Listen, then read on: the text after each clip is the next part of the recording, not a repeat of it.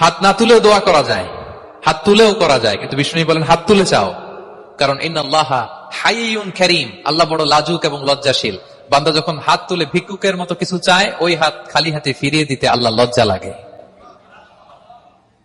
হাত তুলে চাইবেন, দোয়াতে আল্লাহর নামগুলো ধরে ধরে ডাকুন, ইয়া আল্লাহ, ইয়া রহমান, ইয়া রহিম, ইয়া হাইয়ু, ইয়া কাইয়ুম বিরহমাতিকা আস্তাগীথ।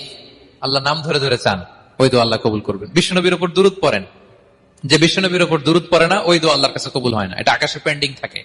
কুল্লু দুআ মুআল্লাক মাহজুব বাইনাস সামাই ওয়াল আরদি মা লাম ইউসাল্লা আলাইয়া। বিষ্ণু বলেন সব দোয়া আকাশে পেন্ডিং থাকে যতক্ষণ আমার উপর দুরূদ পড়া না হয়। তা আপনি যে বলেন হুজুর আমার দোয়া কবুল হয় না, কেন হয় না বলছেন এবার?